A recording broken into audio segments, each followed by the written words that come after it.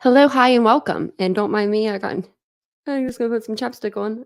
Don't mind me, I'm just gonna put some chapstick on right when I come on the live.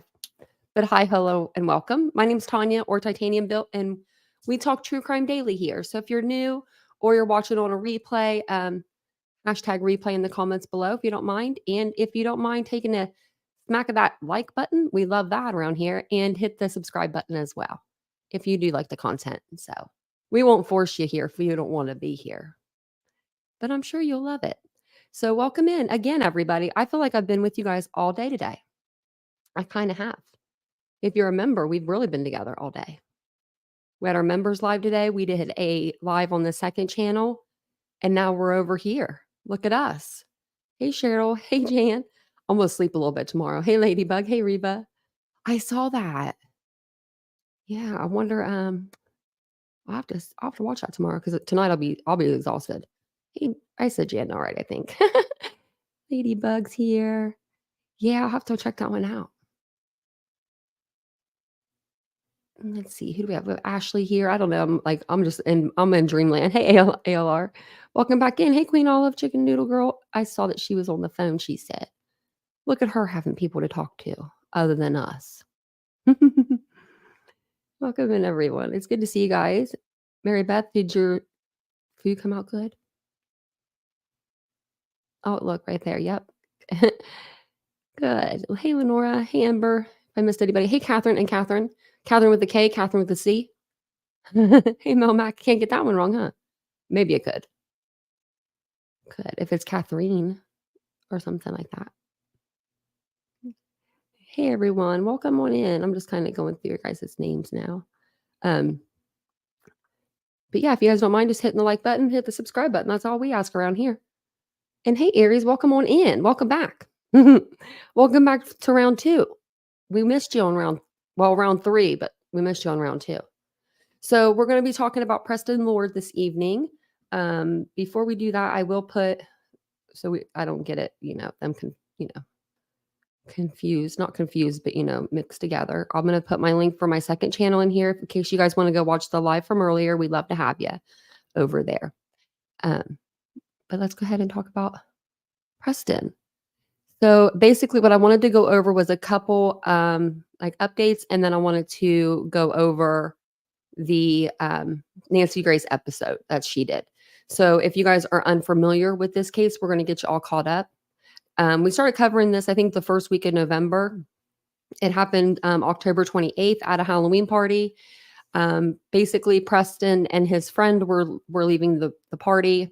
One of his friends had a chain necklace on.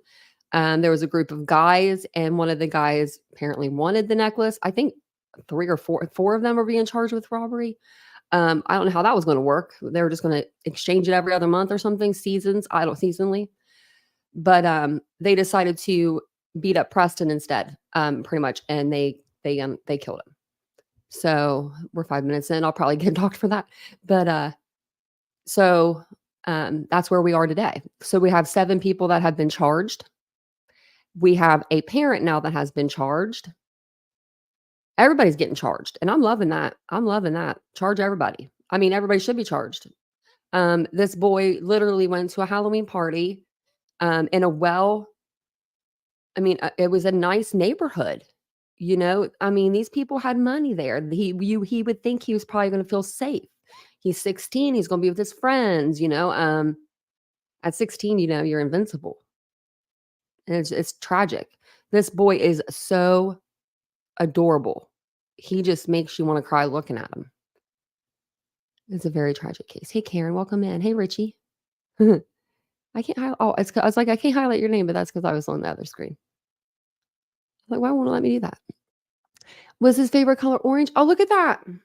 My shirt's kind of orange today. It's got an orange hue to it.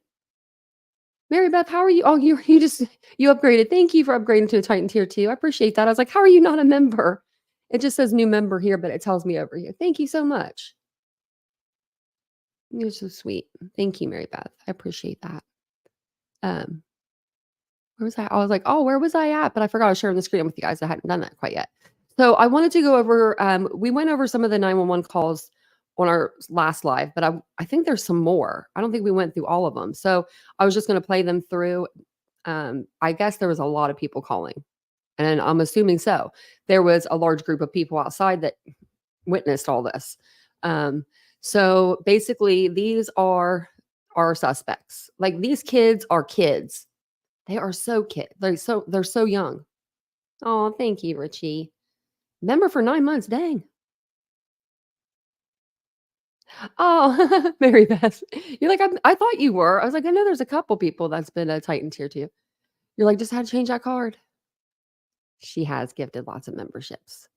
I know. Me and Vincent's like, we gotta get her a little emoji person for gifting them. Oh, actually, you know what? I had this one actually. Let me stop sharing that. I actually put these fools as my layover.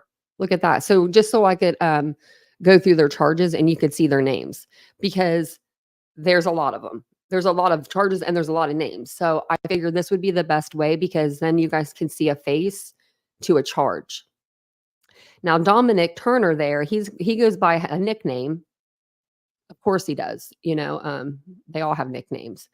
So he's Dom, or AKA Dom, or AKA D Money. Now, we're not going to call him Dom here. That's what I call my nephew, and his name's Dominic. So we'll call him D Money. He wanted the name, he's got the name. Also, there's another one that had a little nickname. It is William Owen Hines. He goes as AKA, I don't know why they even put this, William O. Hines. Okay. Okay. Hey, Pickle Me. Hey, Yankee Kyle.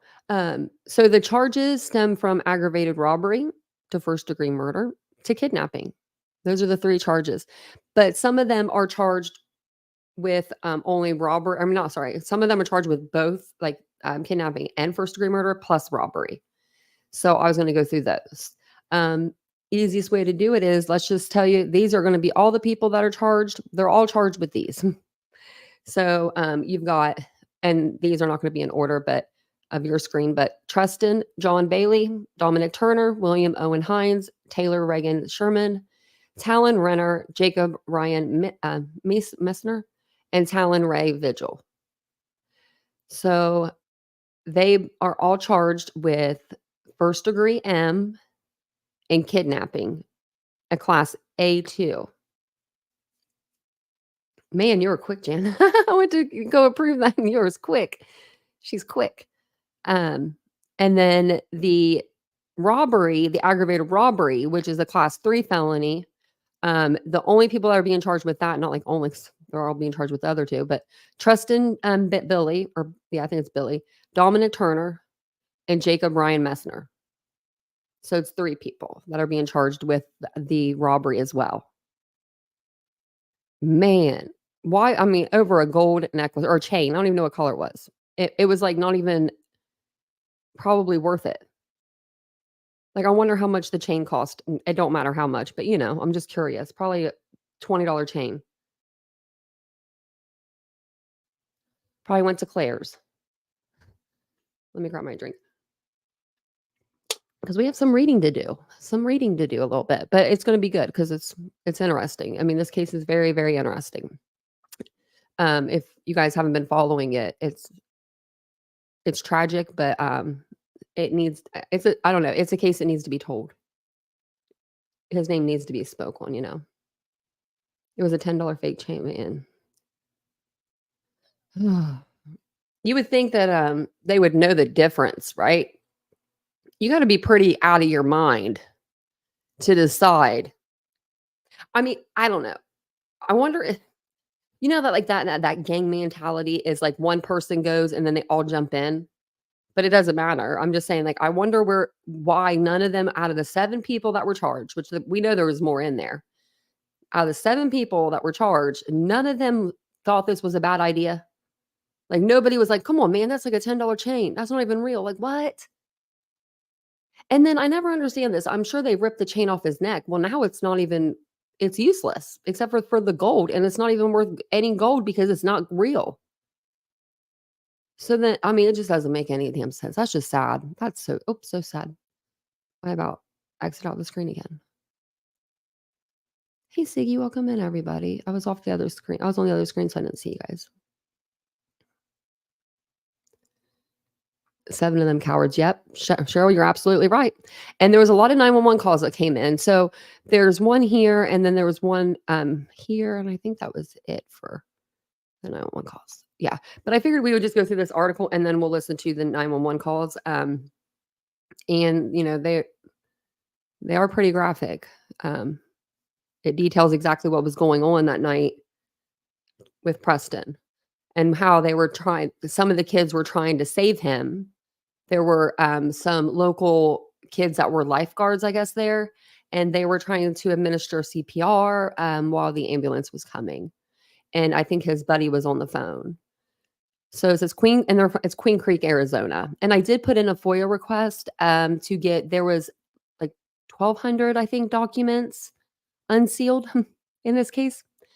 1,200. We didn't hear anything from November till now, really. And then 1,200 pages. So I did request that like last week. It was like 6 days ago. So I'm just waiting to hear back. Said it's in progress. So we'll see how that goes. But we should be able to get it by I would say this week. They should give it to us anyway, because they released it to other people. So they just have to send it on over, and I send over the money. So Queen Creek Police released recordings of a dozen 911 calls from the night 16-year-old Preston Lord was fatally beaten during a Halloween party last year. In one, a boy cries as he tells a dispatcher that one friend had broken wrist and another was lying on the ground unconscious. He described his attackers as strangers, saying there were at least 15 and they were wearing ski masks. I'm scared. I don't know what to do, he said on the call, which was placed at 9:49 p.m. Are people on the way? I need them to get here. I do not want my friend to die. And we heard that one. I don't know if we heard the second one, though.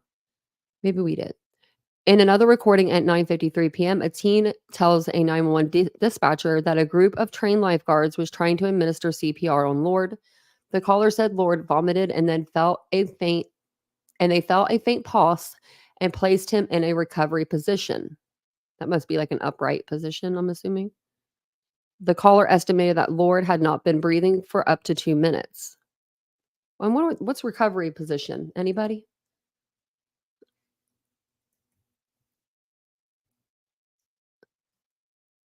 I'm curious. Let's see. Looks like you go to the side. Okay, here we go. Let's see. Open this image. Okay, so you don't put them up. You put them to their side. And I guess you just make sure they're breathing with your hand or something. Okie dokie. I didn't know what it was. If you guys didn't know, now you know. On your side, see? Solo knew. Hey, Doodlebug. Did she? Yeah, I'm gonna go over them whenever I get them. I put in the request like 6 days ago, I think it said earlier, but we just waiting. We're just waiting to hear back. Hopefully they get back to me tomorrow. That'd be nice. I was trying to see where we were. So we'll go down here. Police on Thursday also released more than 1,100 pages of police reports and witness statements as part of public records request by the Arizona Republic. And that's who we're reading. The release comes on the 5-month anniversary of the October 28th beating. Lord died 2 days later. His death sparked community outrage and led to the arrest of 4 adults and 3 juveniles who on March 6th were charged with first-degree M and kidnapping. I'm going to put my glasses on. That'd probably be good. A December 14th investigation by the Arizona Republic. Sorry, I thought that's who we're reading, but we're reading the USA Today. They just been covering the case. They're very detailed.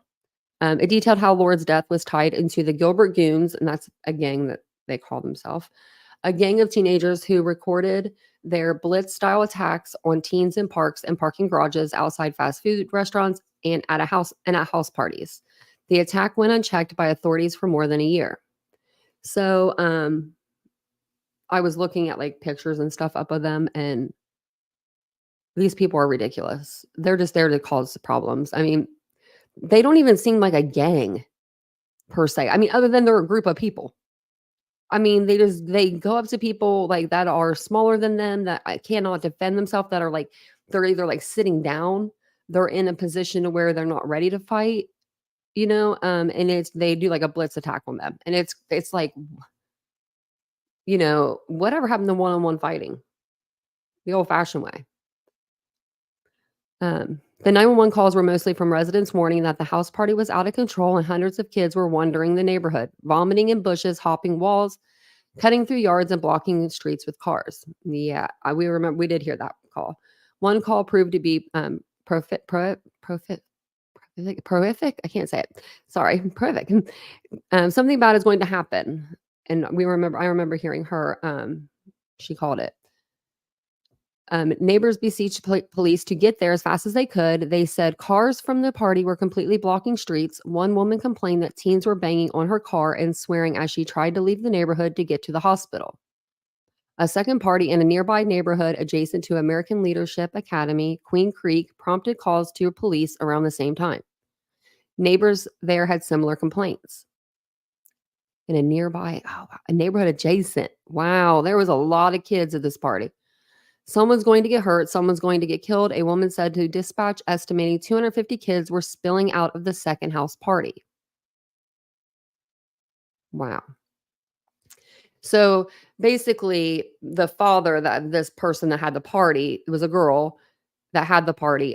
He said that it was like a couple hours in or something, and the party just like all of a sudden it got out of hand. No, sir. 250 kids don't show up at once. Do you know what I mean? Like they come in little drones. Couple here, couple there, all they tell their friend, all they tell their other friend, that's how they accumulate.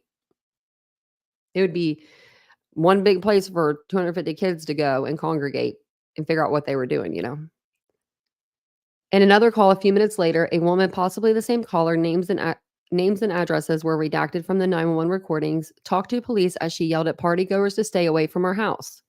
She told a dispatcher who insisted officers were in the area, "I've not yet seen Queen Creek PD anywhere in our neighborhood. There's no cops here unless those cops are hidden in the bushes." And they said that they were there. I mean, they left because they said there was nothing going on that was illegal. You got 250 underage kids. What do you mean? I'm sure that the officers could see them. Okay, teenage kids drunk act like teenage kids drunk. Do you know what I mean? Like, they're not going to be able to hide it. They're not going to just be like, all of a sudden. Not to bring up Riley, but Riley Strand kind of like, all of a sudden he was like perked up when they saw that cop. And I believe he was really drunk. Hey, T. Salas. Oh, yeah. There is a parent that's charged, but that's the parent that tried to hide their kid.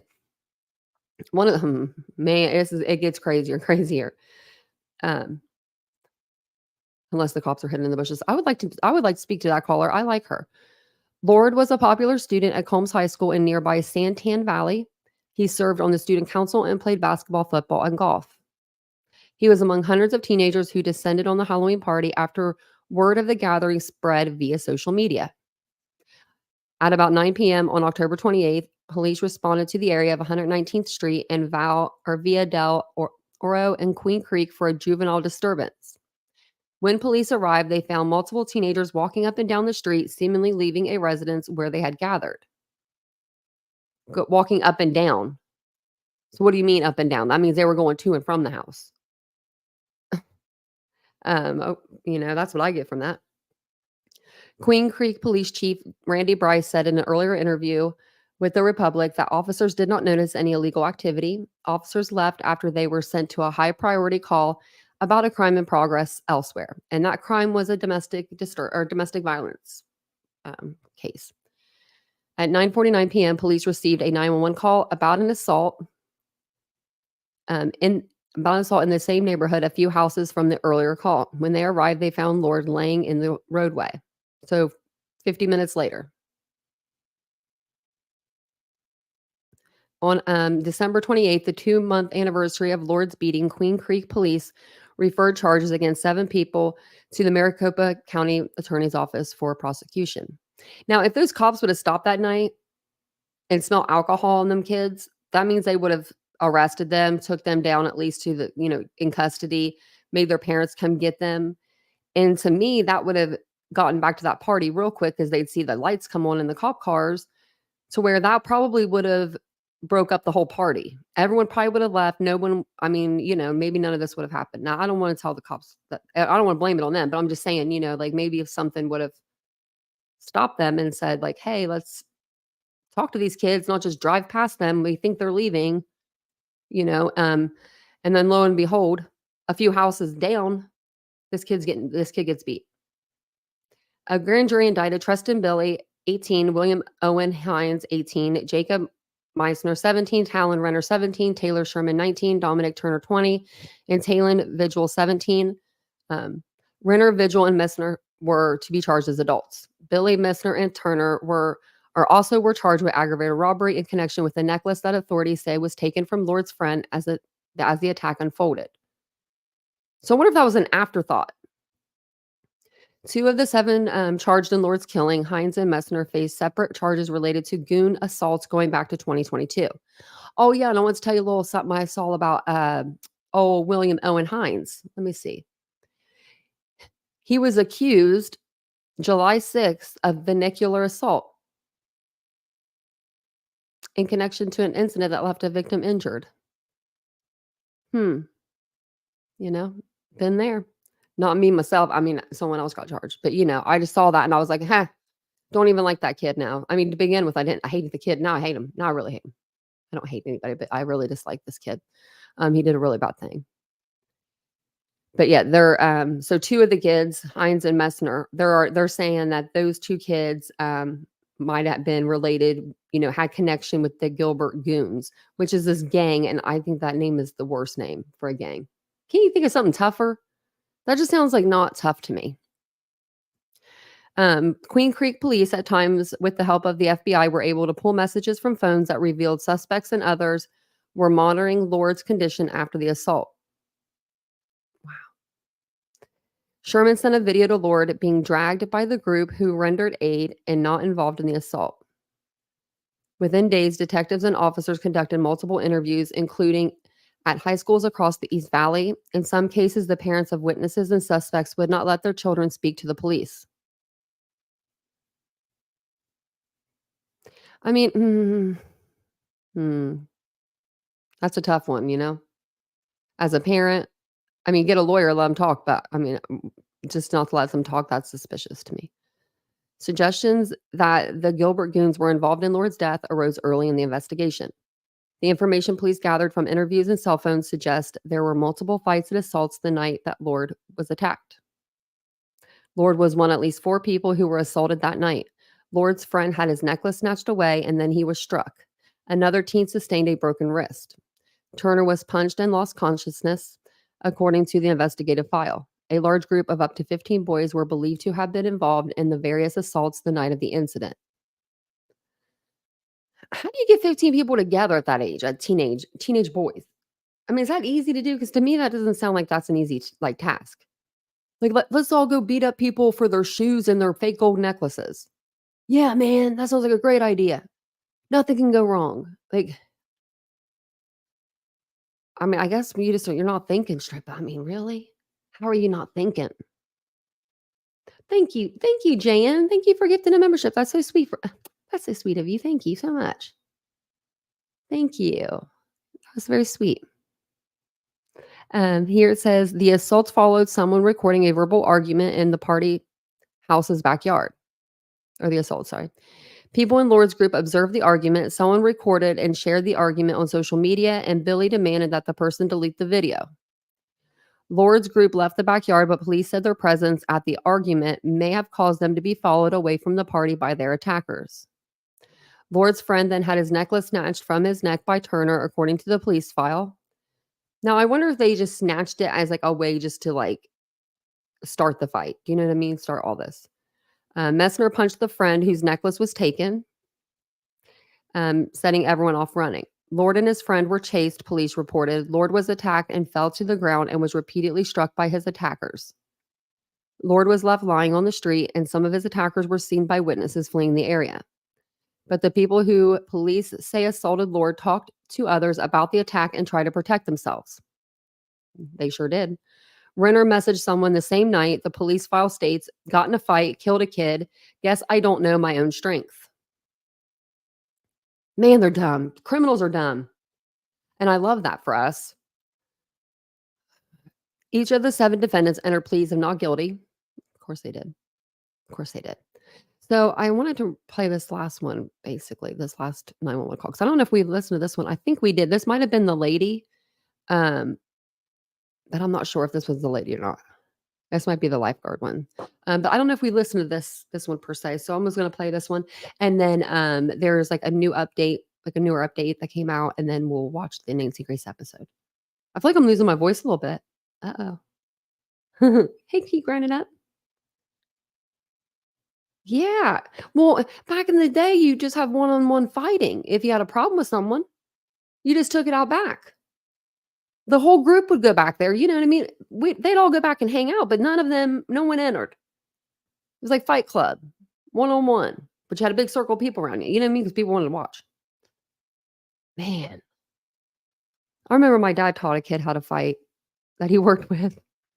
And I just thought that was really, really sweet because he really helped this kid out. This kid really needed help, I guess. He was getting bullied. So my dad taught him how to fight. Wow. He probably taught him good too. So it says this audio may be disturbing. So just letting you know. It's just like 3-4 minutes long. So we'll play through this one. And then whenever we get all the 911 calls in with the FOIA request, we'll play through them again. So I won't make you listen to them too many times. And it might be loud. I'm not sure. I guess not. There we go. No. What are you doing? It's not that loud. Sorry. The subject that was assaulted, they're saying he's not breathing. Okay. Caller, are you on line? Yes, I am. Do you have somebody here not breathing? It's fine. Yes, but Okay, he's not breathing. Go ahead and on the line CPR as right well. now. Okay, thank you. Oh, I'm so sorry. So I just got here. Medical, what's the address? Wait, can I see the address one more time, please? Hold on, I'm pulling it up right now.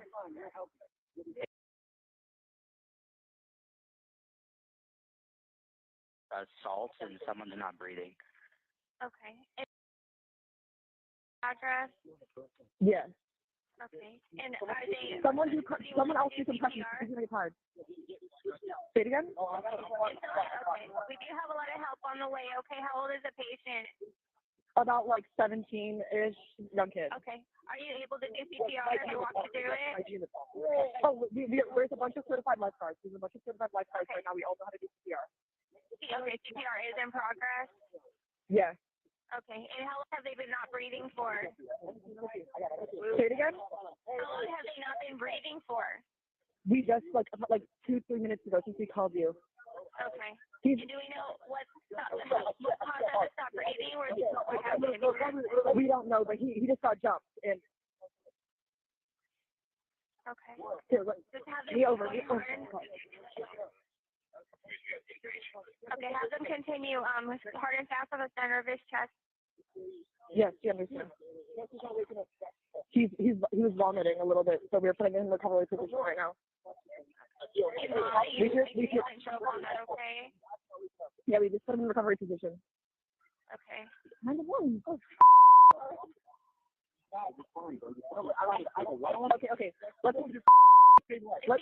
Let's Compressions at all? no. Okay, keep on going with compressions. Yeah, have him go hard and fast on the Just center. keep on with compressions. You have to keep on with compressions. Yeah. Keep him. I'll be right Let back. me know if he starts responding or anything, okay? I couldn't imagine being one of these Keep on kids. going. Okay, but if he's not breathing, I need y'all to continue, okay? Okay, is he breathing now? Here. Because then we have to start AR. That's different. You can do rescue. Yeah. Okay. Let me know if at any point he does start breathing, he starts It's very light. It's very light. Do we still If it's not do regular, AR? listen, if it's not regular, I need you guys to continue with the compression. Okay. We have to continue concussions. Okay, go. Okay. Can they count out loud so I can anything else as they're going? I know the speed. We're going more like 120 BPM. And you said a whole bunch of lifeguards are on scene doing CPR. PD is Yes. about to be 97. Right here, turn, Okay. turn left, over here. Stay still? Do you want us to stay still? Yes, please. yes. Okay, thank you. Okay, you have police coming right up right now. Over here, over here. Okay, over so they're with you? Yes, they're running and they have. Okay, EMS is taking over. No, Cheryl, they just happened to be there. Thank you so much for helping us. We really appreciate it. Do I have to stay on the line? Do I have to stay on the line? Okay, no, operator. Okay, So basically, oh, let me put me back up here. Basically, they were just happened to be there. These lifeguards just happened to be at the party. Now, can you imagine? Maybe these are really good kids, and these lifeguards, they didn't drink or anything. But if they're at a party with 250 people, they probably had a drink or two, maybe. Can you imagine being like that young, and maybe you're like a little under the influence, or maybe you're not even, but I would be a nervous wreck. It's one thing to be a lifeguard and, you're keeping your eye on the pool. In all my years of being in a pool, and it's like every summer, I've seen lifeguards almost every summer up until I moved here. Never seen them have to jump in, They're usually just pretty cool. Like they're just chilling there. They're getting their tan. They're watching the kids, playing the pool, watching the adults too sometimes. But this time they had to jump in.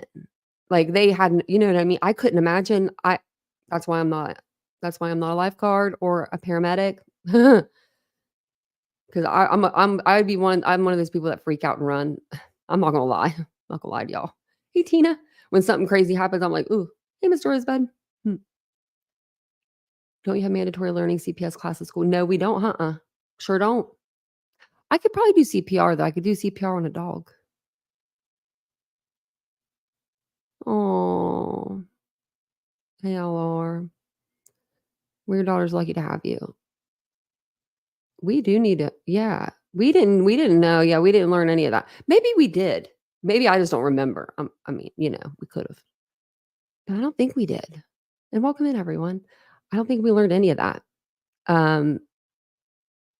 Yeah, I don't remember. I'm trying to think. I'm like, no, we didn't. Our school sucked.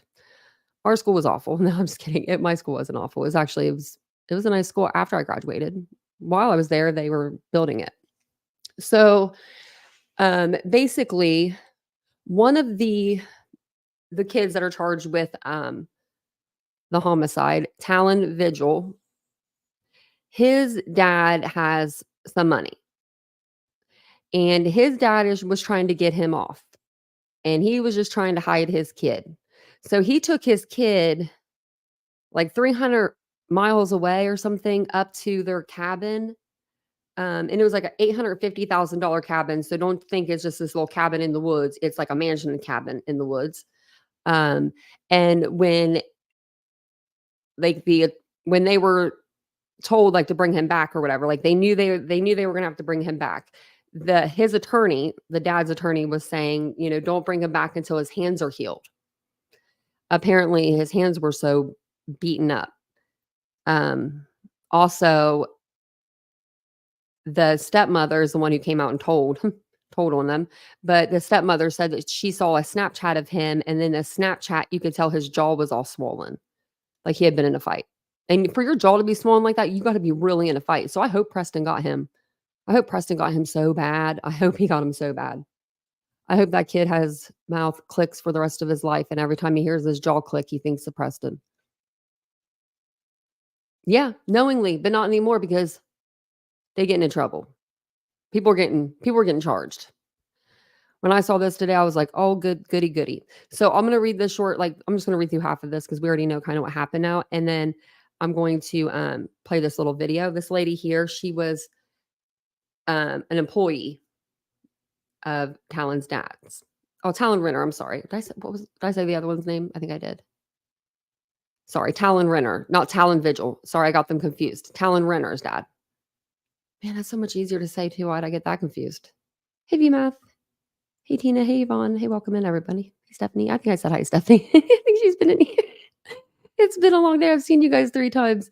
Especially if you're a member, and then I saw you again and again. If you went to the last live. I'm getting a little sleepy. I'm getting a little funny over here. I don't mean to be. So details in the case, and this came out a couple days ago. What's today? Came out on like the 4th, I believe. So right after we did our live. Says details in the case of Preston Lord, the Arizona teen killed after being beaten at a Halloween party, has left his community shaken. The over 1,000-page report about the October 28th, 2023 incident was released late last month as part of a public request by the Arizona Republic. Oh, and they are part of USA Today. So when I said that, I thought they were.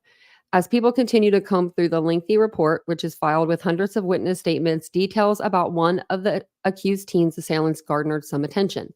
They literally have been putting out the news as they've been reading these documents too. I've noticed that. Like they'll put a little bit out and then I think they have to read some more documents and then put a little bit more out. Because I mean, 1,000 pages it's a lot. How many pages was the memorandum in the Delphi case? 156 pages? Something like that. And we read through all of them. All of them. It was like 5 parts. We'll be here until the court proceedings start in November. Reading them. Talon Renner, 17, is one of the 7 accused charged in the death of Lord.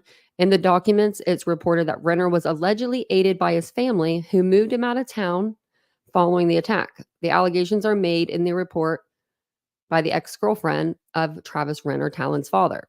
The statement alleges that Renner attempted to cover up his son's involvement in the crime, moving him to the family's $850,000 cabin 3 hours away and advising him to let his hands heal before returning home. Ashley Reynolds, a former employee, and that's who's we're going to hear talk, of Travis Renner at Relentless Media Agency, don't go there, also made claims about the alleged cover-up when she spoke with the Arizona Republic in late February. Media agency. And then, according to the police document, Travis Renner's ex-girlfriend chose to speak with police after witnessing what she saw as a lack of remorse on behalf of Talon following Lord's death. So I wonder if she would have done anything if he did feel remorseful, whenever they say stuff like that. Yeah, she should have just said, I'm coming to the police because I feel like it's right. Not, oh yeah, he didn't seem like he was, he had no remorse for that. So I came down here to tell you. Hey, Bryn. Come in, everyone. According to the police document, Travis Renner's ex-girlfriend, I already said that, sorry, previously released video surveillance footage allegedly caught Renner, bragging about getting away with Lord's murder, boasting that the 16-year-old had to have a closed casket funeral due to the severity of the beatings that killed him. That's sick. She told police Renner was quickly moved out of town to the family's cabin, where she alleges his father told him to stay until his hands had healed. She described the 17-year-old as a fighter and angry kid who holds in a lot of aggression. He don't hold it in, honey. He doesn't hold it in. He's just been causing it around town. Ashley Reynolds, Travis Renner's former employee, also came forward to talk about the alleged cover-up, telling the newspaper she was an unwilling participant in the scheme. Okay. According to Reynolds, Travis Renner connected with his son after the beating on the night of October 28th and quickly began working with his business partner to protect the boy and their business interest. So Talon had to have called his dad and been like, Dad, I just beat a kid to death with my 14 buddies. What am I going to do about it? What are you going to do about it? I guess he said. Because his dad went into survival mode. Oh, my business. Got to call my business partner. Talk to you later. Like, get up to the cabin. It sounds like they were like expecting it almost. Like, I knew this was going to happen. Like, I better get my business partner on the phone. Like, speed dial. It happened. Kid finally snapped. I mean, it says Reynolds, who is an executive assistant at Relentless Media Agency at the time, accused Renner and his CEO, Adam Kiefer, of openly plotting to keep authorities away from Talon, making plans to send the boy to live at the family cabin until visible injuries he sustained in the beating had healed. Like, that would make any damn difference. If the cop comes to your house and says, "Where's Talon?" "I don't know." "Well, where's your 17-year-old kid? He's underage. Where's your kid?" Like, that makes no sense. Like, you know what I mean? If they really wanted to get to him, they could have got to him, I feel like. She claimed they also wanted to keep police from being able to interview the boy. She also told the Republic that electronic calendar data was backdated to make it appear the teen had left town before October 28th. She said that she heard discussions about the events of October 28th between the two, and she was told Renner's son instigated the attack and threw punches. She's also said the pair referred to the attacks as a kind of initiation, saying that Renner's son wanted to participate in. She also said the business partners made plans to pin the killings on another boy with the same first name as Renner's son, although it is spelled differently. She claimed they wanted to use the names to confuse authorities about who did what and shift suspicion away from his son. And that's the other guy that was charged. What a parent, you know? I mean, really, what a parent. What a man. What a parent. Look at those beautiful flowers. Oh, he did like orange. Oh, look at that little picture of them. Oh, that's so cute.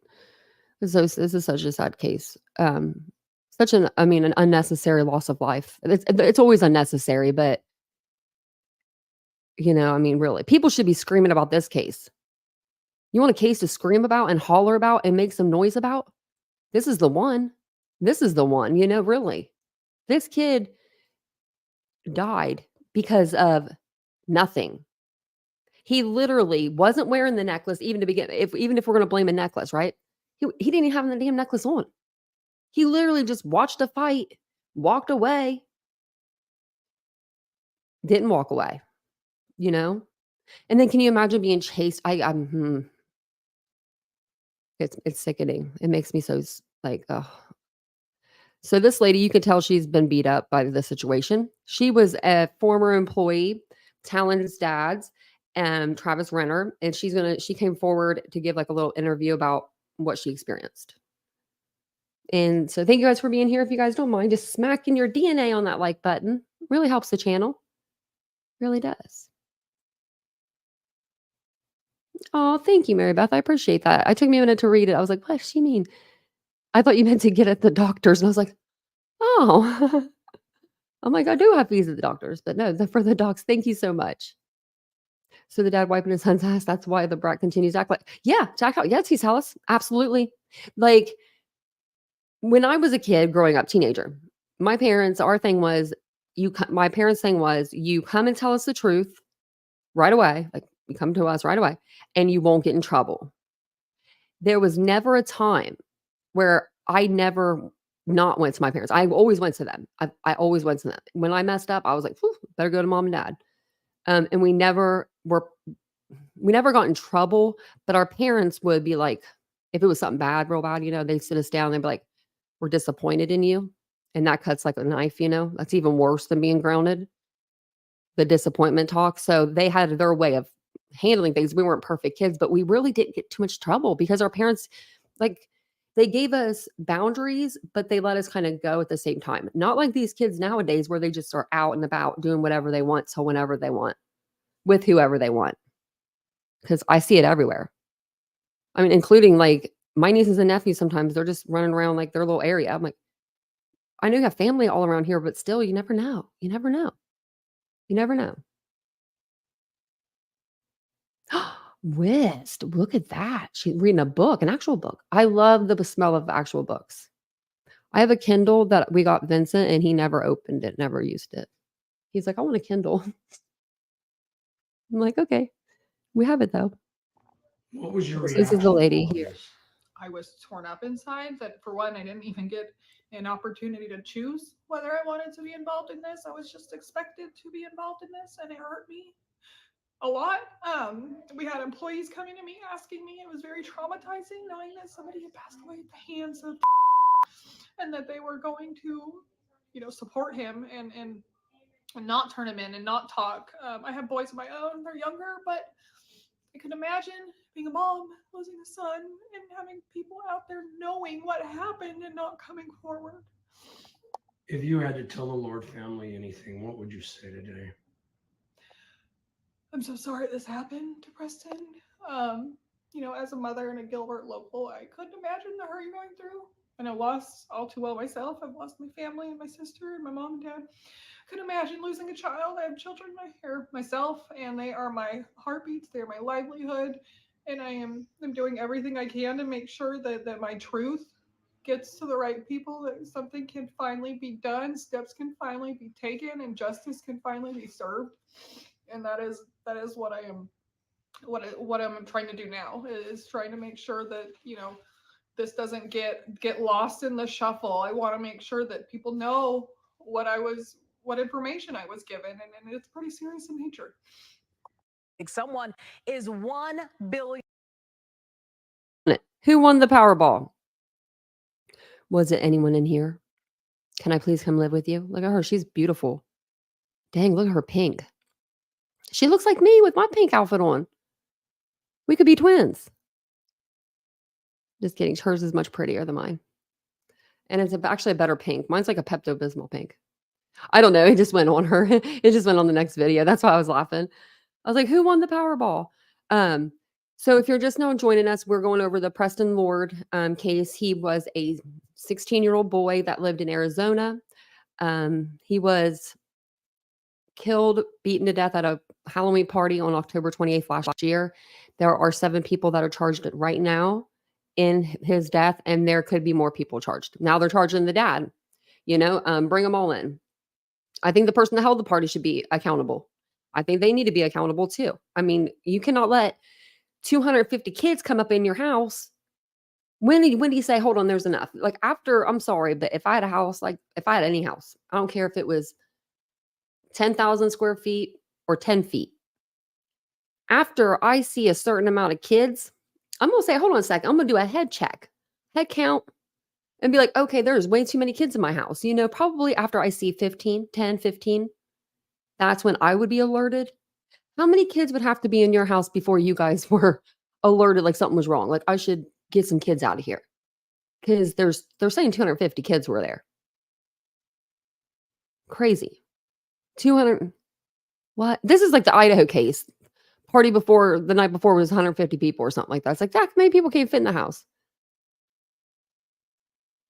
Pepto.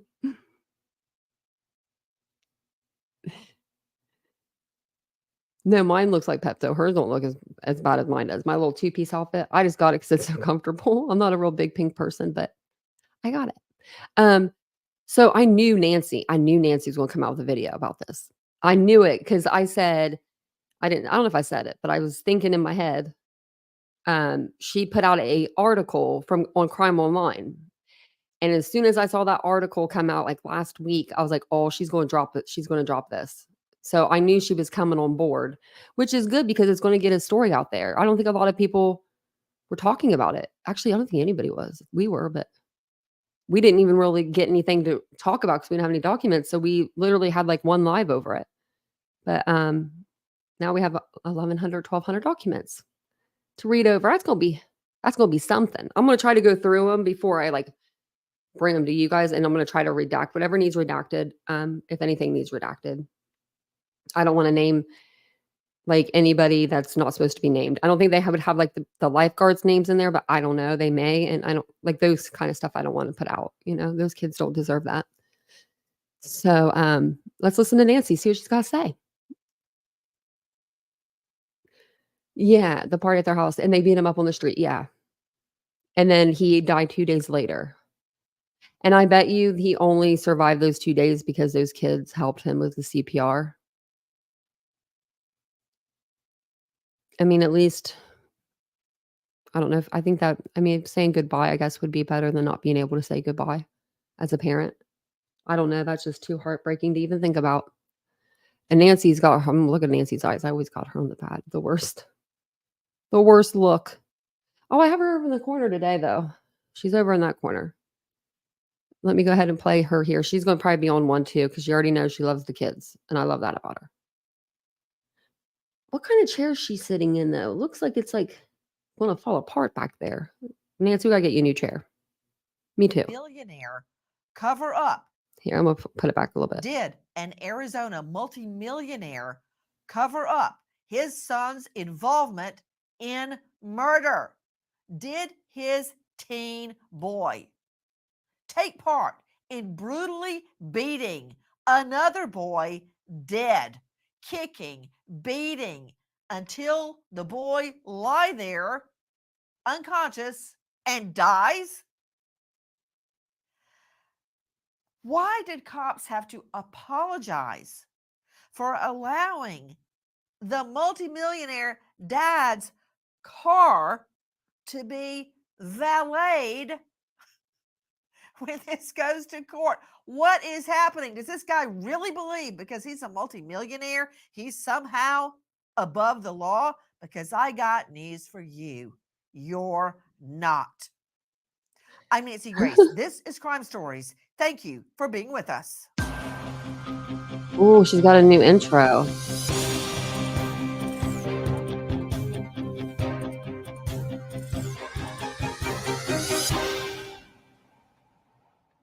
What happened the night of that fateful party?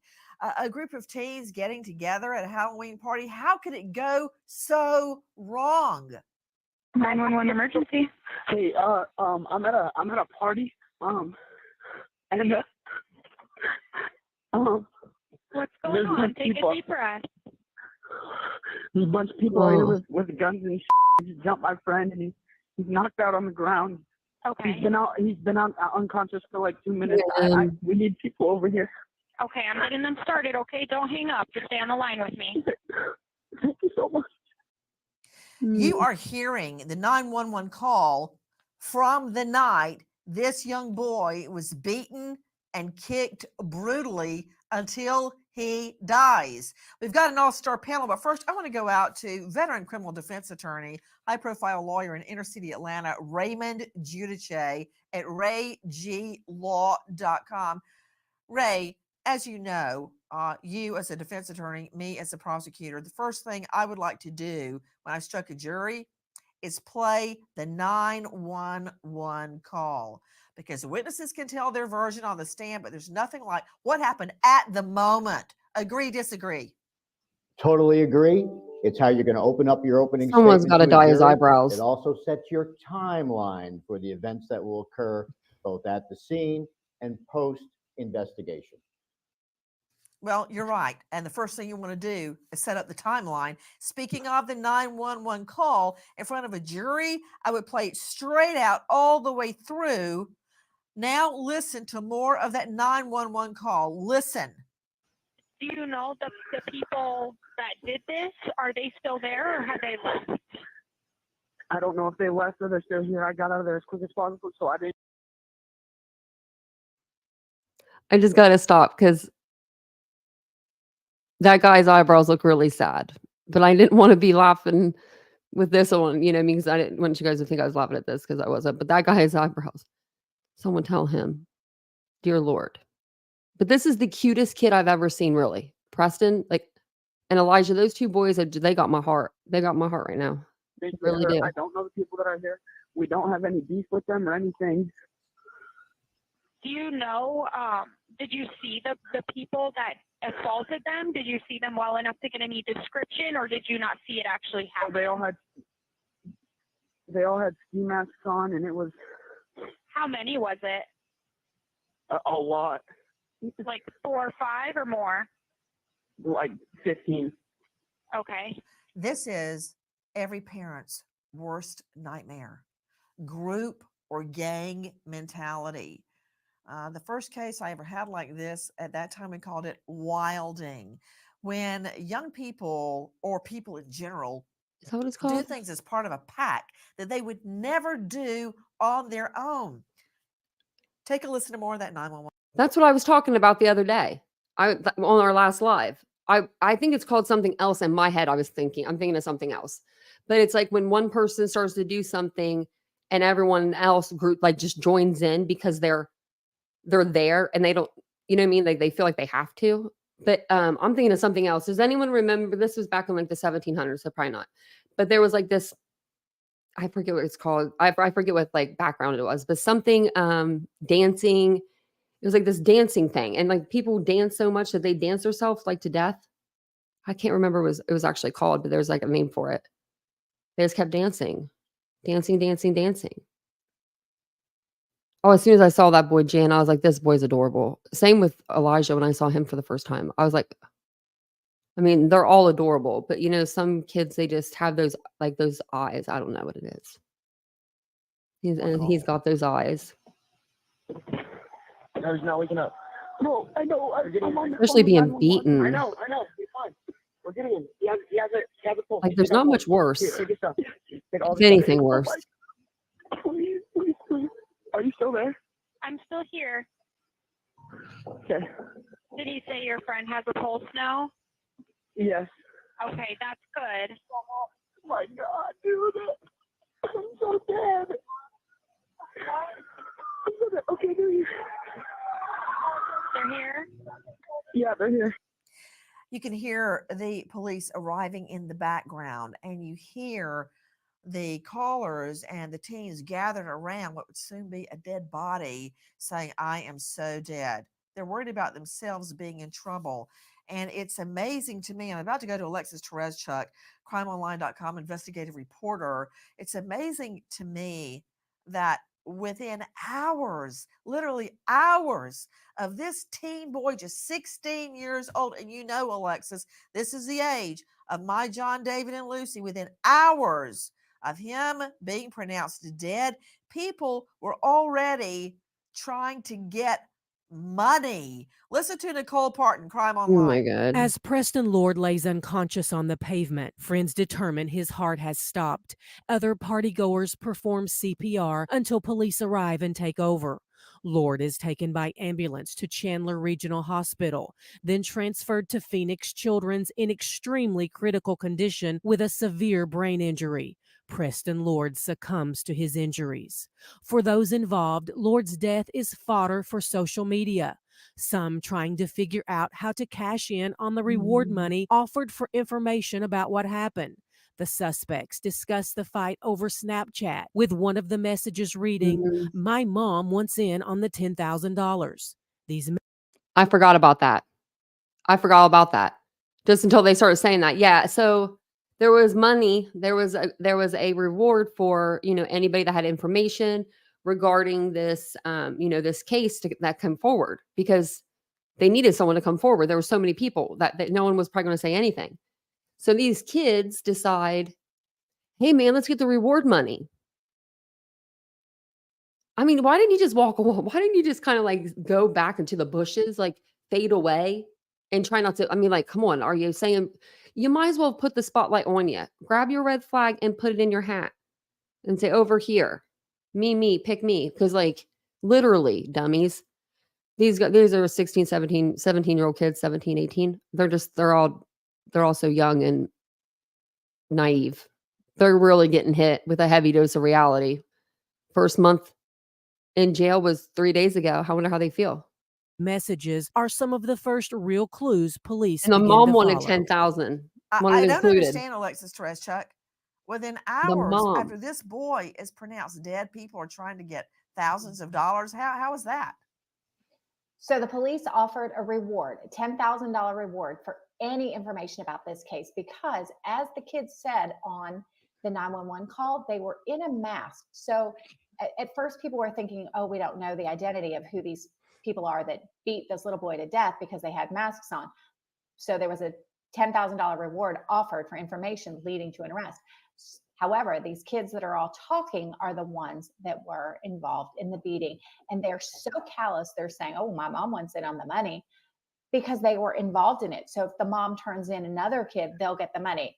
But all of these kids were involved, and they were on top of him, punching him, hitting him. In fact, so he goes knocked to the ground, and these guys were on top of him, dry humping him, so simulating like sex or raping this body that was on the ground now, which all these other kids, there were hundreds of kids at this party, were watching this happen. They're desperately calling 911. They're trying to get it stopped. They're scared because they'd seen guns, and it started because apparently one of the guys grabbed a gold necklace off a girl there, just ripped it off her and stole it. So Preston tried to get it back. He wasn't fighting with these guys. He wasn't saying bad things to them. He just tried to get his friend's necklace back, like being a stand-up gentleman for his friend. And that's when they unleashed on him.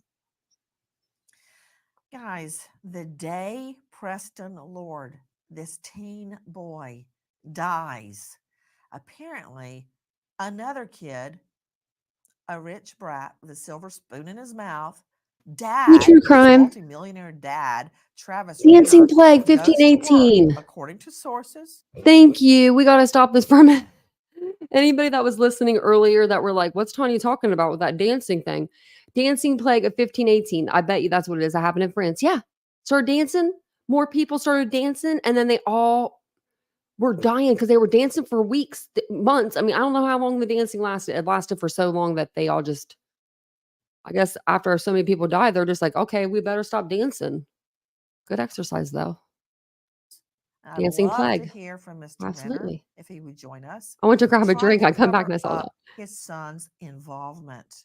Take a listen to Crime Online's Dave Mack. The day Preston Lord passes away, Talon Renner's millionaire father, Travis Renner, goes to work trying to cover up the teen's involvement. Renner and his business partner allegedly hand out NDAs and push a story that despite Talon Renner having thrown the first punch, Talon Vigil was truly to blame for Lord's death. Renner tells the school his son is being bullied and whisks Talon away to his $800,000 golf club cabin in Show Low, Arizona, for a week while Talon's hands heal from the fight. Meanwhile, Talon Renner brags to friends on Snapchat, I got in a fight, a big group fight, and I accidentally killed a kid. I guess I'm just too strong. Joining me I right mean, look now, at board him. certified forensic pathologist, former medical examiner. What does Nancy say? Dipped in sunshine. This kid looks like he's been dipped in sunshine In and Vegas, laid out to just never lack of dry in the business sun. there. Dr. Jan Gorniak. Horrible. Dr. Gorniak, I'm going to circle back to you Had his whole about life. the injuries sustained by the boy, the dead boy. But what do you believe they're talking about after seeing so many dead bodies in the morgue?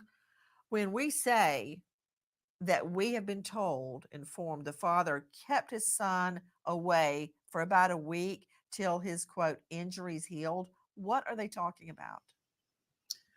So Well, look at that obviously when you place. have any blunt injuries, that means your body hit something or something hit your body.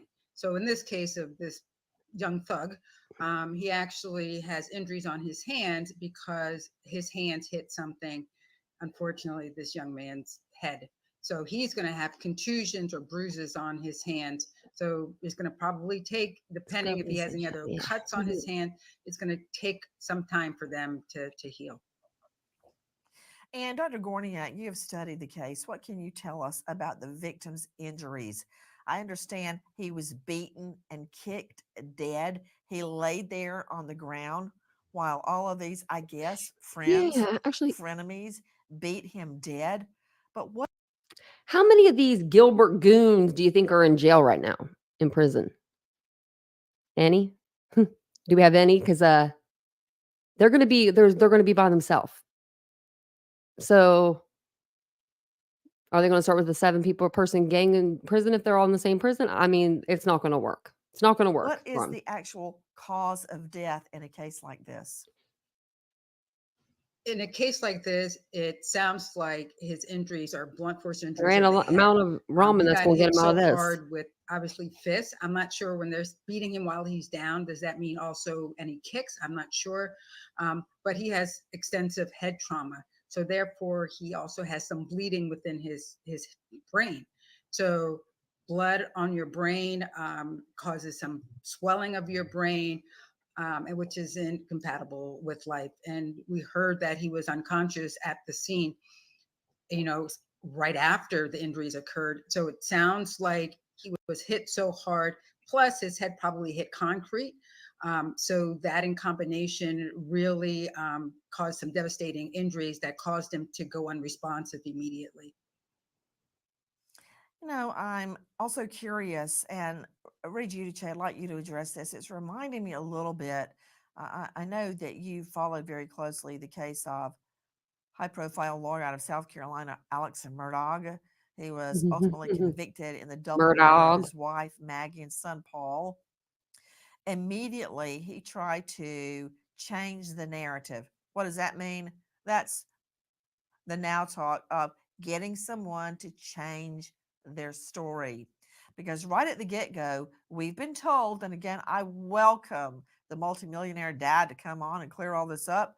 But apparently, Renner's millionaire dad, Tristan Renner, goes to work Kristen, trying sorry, to not Travis. I cover was up his son's alleged involvement.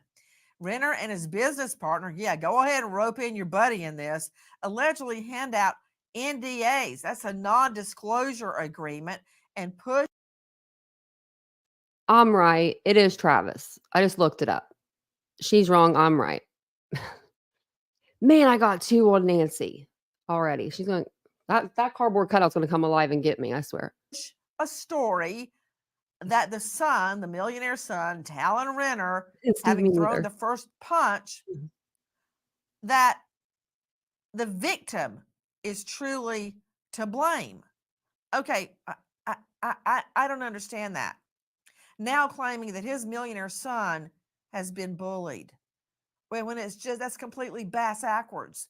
I mean, can't you go to jail for witness tampering, Ray? Well, Phoenix, Arizona is a big town, Nancy, but they're going to have to import lawyers from all over the country for all the extra defendants, including Yeah. parents and business associations, potentially for the quote unquote changing the narrative / cover up. But what you're clearly trying to set up is a self-defense accident case that perhaps a fight broke out between 2 young men over a disagreement, and the young man fell, and as the doctor said, hit his head on the back of the head on the concrete, and my son may have struck him, but there's a causation issue as to which blows caused the fatality. Again, shaping the narrative, shaping their opening statement for trial, but again, there's going to be a lot. This is the Lawyer Employment Act of 2024 for Metro Phoenix. Everybody And come Nancy, get a can I job. jump in? Employment Act of 2024. Hold on. Is that Gorniak? Yes, it is. Gorniak, Dr. Gorniak, hold on before I lose my train of thought here, No because worries. I'm scared right now. Did you hear what Raymond Giudice just said? And he Pickle called completely it. said it with a straight face. Okay, this kid was beaten. He was down on the ground, still being beaten, still being punched until he dies. He dies. Why am I angry? Because my son and my daughter are the same age as this boy. They go to parties, and you heard Giudice put him up. You hear Giudice just spin it. He's spinning it. You don't like what he says? I don't. But that's what's going to happen in court. And district attorney, you darn well better be ready. Did you hear what he says? Changing the narrative. What does that mean? Lying. That's what changing the narrative means. That now the victim fell. The victim did not fall. He He's was looking punched. down. And we know, according to witnesses who threw the first punch, he fell. And now we're going to have a causation issue. My rear end. She's Gornier, you started this. All right. Now Giudice Yeah. picked it up and ran with it. That he fell and just died. He fell and died. You know, I've fallen a lot, running, Me chasing too. the children, being a cheerleader, this, that. I never just died because I fell, but this is the spin out. This is a new recitation. History is being rewritten by Gorniak, and you know, Gorniak, I always agree with you, and Giudice. That's what's going to happen at trial, Ray. That's what's going to happen at trial. What you just did. A tipster notifies police that Talon Renner admitted to a friend that he threw the first punch. Owen Hines told a friend he only kicked him in the stomach. Nearly all the witnesses. Can I just say, because they're going to be flipping through these defendants' pictures, Preston was so much nicer looking. You know what I mean? Like, he was softer looking. He just looks like he's like a friendlier guy. Like, he's more approachable. And then you see these guys. I don't know. They just don't even they look like they look like they're bullies. They look like they're little criminals. Now let's make sure we get his picture back. Not Preston, but yeah, we gotta make sure we see D Money in there Friend too. that he threw the first punch. Owen Hines told a friend he only kicked him in the stomach. Nearly all the witnesses point out Treston Billy and Dominic Turner as aggressors due to There's their D distinct Money. costumes that night. Turner wore all black while Billy donned a white suit. Using the suspect's digital media, investigators find Taylor Sherman, who admits to taking a video of Preston Did you as he pull is his hair out? unconscious on the ground and sending it out on Snapchat. Talon Vigil also sent a message reading, "I hit a kid and this kid fell, hit his head. Then they kicked his head in the ground. Then I got word he died, so IDK." You were hearing Sydney Sumner from crimeonline.com. Yes, And what I- stands out to me is that a tipster notifies police that the millionaire juvenile, Talon Renner, admits he throws the first punch. And then it's a free for all, with this little boy being kicked and beaten dead. 7 young men, including the high school football star Talon Renner, age 17, which is important. Why is he in juvenile court? Have been charged in the brutal murder of teen boy Preston Lord. We are also learning that group violence by teens in the Phoenix area is growing. And now there's a huge wave Yeah. of citizens demanding justice, that there is not two-tier justice, one for the rich man and one for the poor man. But that's what it seems to be shaping up as after local law enforcement give Talon Renner's parents special valet parking for their Tesla at the courthouse. Then they had to backtrack and apologize. Ouch, that's embarrassing. But right now, instead of discussing the dad's Tesla, let me bring back in Dr. Jan Gorniak, a renowned medical examiner and high-profile lawyer in the Atlanta jurisdiction, Raymond Giudice. Dr. Gorniak, you were clarifying your analysis. What were you saying? Well, listening to Mr. Raymond about possibly saying that it was the fall and not the punch that caused his death. In our forensic world, we use the but for the punch, he wouldn't have fallen and hit his head. I've had cases where someone swung and missed and fell and ended up dying, and that's still ruled a homicide. So I understand what the defense might come in and try to say, but from where I sit, that's still a homicide. Just because, but for a punch, he wouldn't have just fallen and hit his head. It wasn't like he tripped and fell down the stairs. Something contacted his head to cause him to fall. So that's why no matter what they come in and say, this would still be ruled a homicide from the medical examiner's standpoint. Okay, you're right, Dr. Gorniak, but somebody like Raymond Giudice is going to take that thread and run with it till your whole sweater is nothing but a pile of yarn. It's going to be all over. It's like a pack of cats tore it up. Because cats tore it you're up. absolutely correct. This boy would not be on the ground dying if that first punch had not been thrown. There's your but for. He's going to argue at trial, yeah, he threw the first punch, but he didn't kill him. Well, this is what I would say as a prosecutor.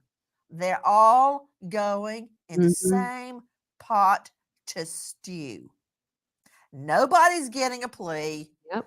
Everybody is going to you're all trial going together for murder, because I want you, jury, to think what it would be like lying on the floor, the ground, the pavement, looking up at all these faces in Halloween masks. This that's bizarre scenario when you're taking a blow to the head, a kick to the kidney, so vicious, you end up dying. And the last thing you see is this gang of animals over you, dressed in these Halloween outfits. Dang it, Nancy, you got me tearing up. Kicking and beating you Happy chick. dead. Oh, hell no. I just got my nose under control. Is getting a plea. All right. Nancy? Go. Okay, as a prosecutor, I mean, she would have had me voting whatever she wanted me. Guilty, not guilty. What do you want me to do, Nancy? No wonders why she never lost a case. She had me over here tearing up. I couldn't imagine that, really. I mean, as an adult, these kids, I didn't even think the Halloween part of it flew over my freaking head. Like, I didn't even think about that part of it.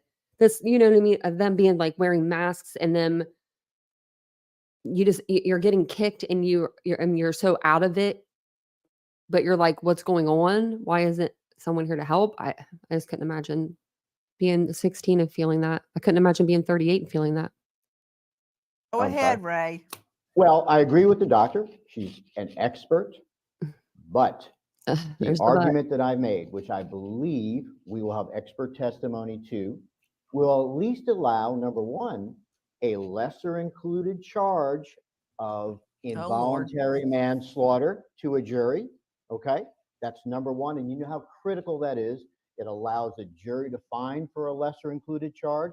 It allows the defense to argue that in closing. And I'll bet you dimes to dollars, Nancy, one of these young men's going to take a plea. And now you know how it works. They're not taking a plea unless I offer a plea. You can't first to roll gets take the a best plea that deal. hasn't been offered. They'll take a plea. You wait and see. One will probably go and take a plea. He's probably right.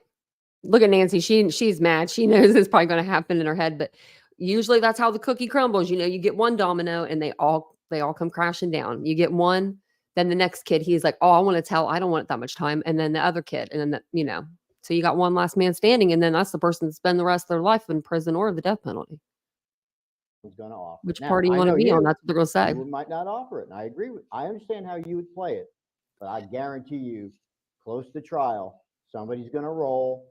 Someone's going to come up and be a state's witness. Of course, so they can get that murder conviction. They're not that close. No,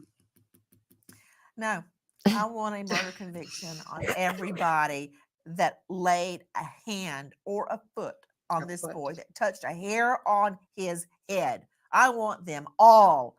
I would not be happy with just one. Mm-hmm. And I don't want the rich kid to be the scapegoat. They're all part of this. And you know what's so great about it? They were taking videos. These jackasses, technical legal phrase, they're taking videos, bringing in Julie Lewis, digital I hope they don't expert president, put those CEO out. of Digital Mountain Inc.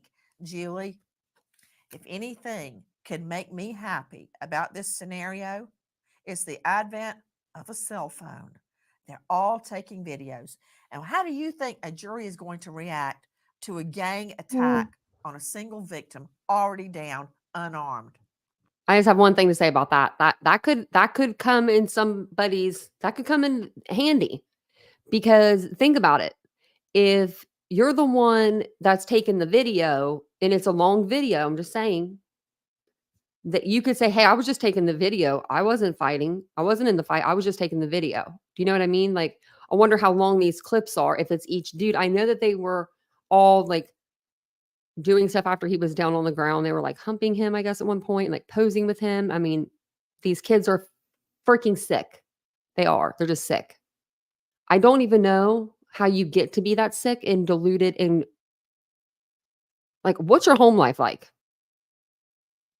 What's your home life like, buddy? Not good. Not good. Those smartphones have a ton of digital evidence. In this It's gonna be case, all they're over using there. Snapchat as their messaging app. Oh, they all think it's going for to be deleted. pictures and messages. And there's a lot of other things like Instagram, social media online that can be looked at. We do that all the time. We do open source intelligence investigations with kids. They have no filter. These messages also, you have to get them quickly, because a lot of these are ephemeral applications like Snapchat. If you do a snap, it'll disappear by default. It still saves to your immediately, phone. unless the user changes it to holding a message for 24 You can still go to Snapchat and get these messages. hours Julie? or not at all. Julie, Yes. that was my next question. because all the time my twins are going, wow, I got so-and-so Snapchat. I'm like, show me. They go, it's gone. I don't know if they're just telling me that or if it really is gone. Yeah. Can they retrieve a Snapchat? Can it be retrieved by LA law enforcement? So law enforcement has access to be able to see more on the phones than we can on the commercial side. It's called a physical image. And in that they may be those databases could be decrypted if you Okay, have you've already that. lost me. Is that a yes or a no? Yeah, Can it depends. you're saying yes? I'm gonna I give can you. I'm retrieve a gonna give you. Snapchat. I'm gonna give you a lawyer answer. It depends on Listen, how it's stored. yeah, So listen. think of I'm a it. lawyer. I can try a murder Yeah, case. Doing what you're doing, they didn't teach me yeah, that in criminal law. So I just yeah. need a So black and those, white. Is there a chance I can get those snaps back? it's Yeah, possible. So it's absolutely. similar to having a camera in your office that's randomly taking screenshots. There are parts of the phone that store things in something called memory, and so it depends. It's in your And cloud. it's Okay, you worth know what? I'm going to have definitely to a work whirl. with you, as I've told many a witness, because you're Oh, not no, helping me right now. I'm All right, Opal. I got to narrow this thing down and get an answer that when I say a jury will understand, I mean that I will understand. And quick question, Alexis Yeah. Tereszczuk, and I want Julie Lewis to hear this. It's not just the snaps, Alexis. These Chat. jackasses bragged. They sent texts back and forth. Okay, that's the first time I've seen that smirk wiped off of Giudice's face. Because now, is it true that there are not just snaps which can disappear, but there are texts? Yes. Text messages where the kids are saying, I hit the kid, he hit his head. The other kids jumped on the ground. I think he died. Another one, Talon Renner says, I got in a fight with a kid. I hit him. I think he died. I didn't even know my own strength. Another kid writes, bro, that kid died. They know it. And they're saying, also, one of them said, do not delete the video because you can use that and you can get $10,000. This is the $10,000 the FBI announced as a reward. They said you can use that and you can get the money. So, But the lady was just talking and said, I don't know if you can get the Snapchats back. they're all admitting they We're reading knew them that right there was now. video of this murder. Bragging? Did I just hear Alexis Tereszczuk Mhm. say You sure did, Nancy. bragging and deleting evidence? Did I hear that? Was Kids are somebody dumb. bragging and did someone ask for everyone to delete or not delete evidence? They were bragging to each other. They were messaging each other, not just pictures on Snapchat, and each other. And then another kid wrote to the kid that had the video, who had taken video at the fight, and said, dude, don't delete that video because you can get $10,000 because the police had offered a reward for it. So they're saying your video could be given as evidence and then you could win, not win, but you can get the reward money. So they're clearly stating there is video of the murder and that they should not delete it because it can be used to help them get money. No, oh, this is going to help our friend go to jail. This is going to take the bad guys out, but you're going to get money. You're going to cash in on this. You know what? The jury is going to have a bad taste in their mouth about all of these guys. That is why defendants very often will seek a severance. In other words, they want to be tried separately from each other. But if it's not a death penalty case and there are no interlocking statements where one defendant blames the other defendant, if the state doesn't use those, these guys are going to be tried together. Why is that significant? Because let's just pretend Alexis and I rob a bank and I blame Alexis because, of course, it's going to be her fault. If we're tried together, she won't be able to cross-examine me on me blaming her because I'm certainly not going to take the stand. No way. That denies her under the Sixth Amendment of her right to confront the state's witnesses. Even though I'm a defendant in a bank robbery, I'm still a state's witness. So if the state chooses not to use those interlocking confessions, then they can be tried together. And what I advise to the state, not that they care what I think, but don't use the statements. You don't need them. You've got video, people. Try them all together. Again, stew in the same pot. I want to address to Julie Lewis, digital forensics expert, CEO of Digital Mountain. What about what Alexis just told us, that a lot of these communications were not a picture, which is normally what Snapchat is, but a written message? How about those? Please give me a yes, no. Do not go into digital land. Just tell me, can I get those messages Okay, back? I won't. So Oh, with here she Snap, goes. Go ahead. well, I just want to educate a little bit. So snaps can be snaps, video, and pictures, and then there's chats, which are also in Snapchat. And it's Snapchat is meant to delete things fairly quickly. So snaps are usually immediately default, and the chats are within 24 hours. Well, you But just don't got forget proved about wrong. the native message on the phone as well. So there's all these different messaging apps that teenagers use, and you got to look at them all. No, no, honey. They were using Snapchat, and you can go through Snapchat and get the messages. She just mad that she was wrong. It's Because there could fine. be more It's okay evidence to be there, wrong. and the photos and pictures and all sorts of stuff that are your treasure I'm trove. wrong all the time. What is a native message? That's what's the messaging app on the phone that comes pre-installed. That's not a third-party app. Okay. So you mean like it's not Snap. So the phone itself may contain evidence. Okay, let's see our Well, defense attorney obviously. expert Raymond Juche. So, all that stuff you were saying, let me get in my notes. I think I threw them away. All your theory about, oh, he just fell and just died because he fell. And what did you say? Oh, I've got to find, there's going to be a quote causation issue. A causation issue. Translation, the defense is going to claim that the beating inflicted by these 7 people is not why the guy died. This little boy died because he fell. All right, that's where he's going. But what about the videos? What about the text messages? What This about the trial's gonna make messages me mad, via isn't it? Snap? And as Julie said, the messages native to the phone that don't just disappear on a third-party app. You think you might be in a little hot water now?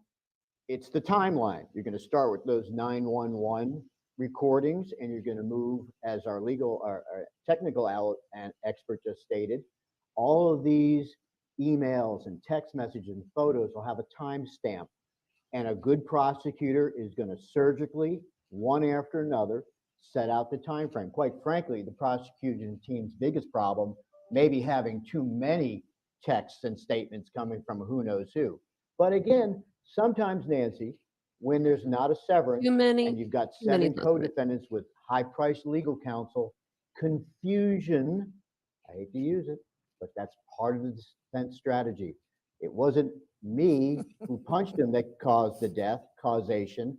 It's co-defendant Johnson who kicked him in the stomach that caused the death. And that's what you're going to see at trial. One quick thing. I think they're all going to be treated as adults and tried in, as you call it, big boy court. However, the option of taking a defendant, a co-defendant, and treating him as a juvenile is a very enticing situation for a plea bargain. Keep that in mind. That's interesting because I've never been enticed ever to allow a killer to plead out in juvie. I know, Nancy. I'm not happy about the situation, but I did try a 13-year-old for murder in adult court. Did I like it? No. Was it my duty? Yes. Did he get convicted? Yes, because he jumped into a pawn shop, stole a handful of dope ropes, gold chain, shot 3 people, killing one, and leaving the other one in a wheelchair and a colostomy bag for the rest of his life. Hell no, he's not being treated as a juvenile. Wow. That said, I've never heard of too much evidence for the state, but thank you for floating another defense theory. That's what I said. Joining me, the woman who made the initial 911 call trying to get help for the teen boy victim. Listen to her 911 call. Can we please get an officer I at thought the she had her corner own of 197th Place and Via de Palmas? There has got to be at least 250 kids here. They're walking the streets. We're not used to this. I'm not used to this in my neighborhood from being here 25 years. There's too many cars. These kids are going to hit each other. Someone's going to get hurt. Someone's going to get killed. With us, an all-star panel to make sense of what we know right now about the death of Preston Lord, a teen boy beaten dead. But first, I want to go to Gina Pignatello, the neighbor who called 911. Gina, it's amazing that you called 911 and that you're joining us tonight, because you know what? I've learned that the majority of people, Wow. I don't get it, don't do anything. They stand by and watch, or they video with their cell phone Yep, while absolutely. somebody is either raped or assaulted or murdered. Now, I will disagree with Nancy on this part. I don't agree that people will sit there and videotape it. I personally think people just don't get involved in it altogether. They just walk away. They see something like that and there's like, nope, don't got time for that. And they just immediately walk away. This lady did the right thing. She called 911. She was like, hello, my home is like, people are in my driveway. They're hanging off my fence. Good for But her. you didn't. She That protected was her home, start and with she's trying to that. protect the Say kids. thank you. Gina, tell me what They happened did, CJK. Well, that she night. did. Yeah, I appreciate that and forgive my emotion in listening to that and hearing you. It brings back that evening. But we live at the entrance of the subdivision, and there were dozens upon dozens of cars parked back to back every side of the street, coming in and out of the subdivision. Teenagers, large groups of teenagers walking everywhere. Um, in a normally quiet neighborhood, it was kind of shocking to walk out and see this kind of mass crowd forming and coming in and out of the subdivision. My husband and I immediately said, we might want to call the police. And as soon as we're saying that, we see the police actually come into the subdivision. Within another 5 to 10 minutes, we watched the police circle the block and leave. And you immediately started teens just continue to fill the neighborhood. You could clearly see students or children walking with bottles, cans, appeared to be intoxicated. Some were yelling, and then we started to see Yelling what? accidents. Yelling what, Gina? They were yelling things like, "Oh, don't get drunk, kids," just appearing intoxicated and holding what looked like cans up in the air. So you could see this was starting to get rowdy as in the streets. And then within a few minutes of that, we started seeing accidents. So now they're jam packed in this neighborhood. Some are trying to get in and out of the subdivision. You can't even turn off the main road, and they start rear ending one another.